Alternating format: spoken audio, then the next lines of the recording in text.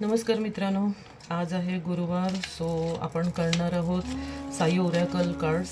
So बाबांचं स्मरण करायचं आहे.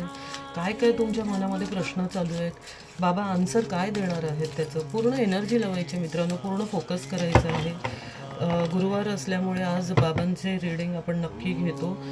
तुमच्या मनामध्ये जो काही प्रश्न असणार आहे, ठीक आहे, म्हणजे तुमचा काही प्रॉब्लेम असेल, मनामध्ये काही दुःख आहे किंवा एखादी इच्छा चालू आहे, कुठल्या रिलेशनशिपबद्दल तुम्ही चिंतेत आहात ते, किंवा अन्य काही चला एक कार्ड तर आपोआपच हे झालेलं आहे, जीवन उद्देश.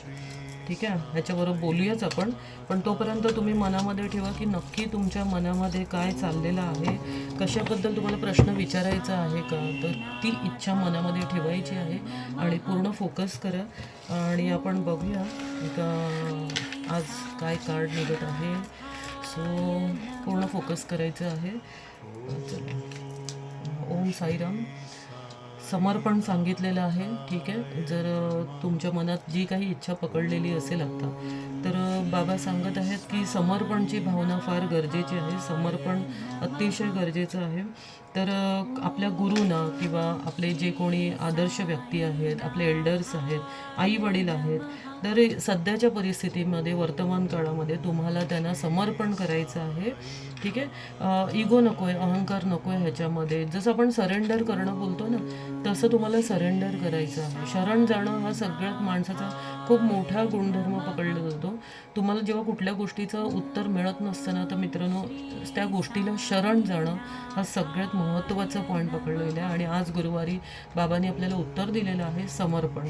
ठीक आहे, अजून एक कार्ड काढूया आणि मग आपण पहिल्या कार्डबद्दल सुद्धा बोलूया. ठीक आहे, ओके. सो नेक्स्ट आहे अनासक्ती. ठीक आहे, अनासक्ती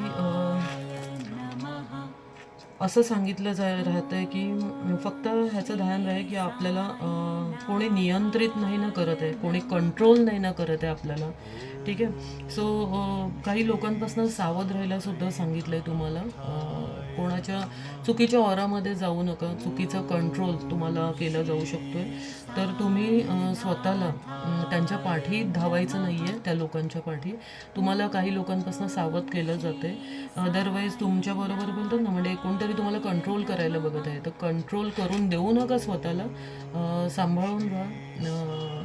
बाबांचा मेसेज आहे आजचा हा. सो अवेअर केलं, इथे सावधान केलेलं आहे आपल्याला. ओके, आणखीन एक कार्ड काढूया. दैवी समय आहे. सो खूप छान पिरियड आहे ॲक्च्युली. बघा, पहिल्या कार्डनुसार तुम्हाला समर्पण करायचे आहेत काही गोष्टी. त्याचबरोबर तुम्हाला काही लोकांपासनं बोला कंट्रोलमधनं बाहेर निघायचं आहे, त्यांच्या कंट्रोलमध्ये जायचं नाही आहे तुम्हाला.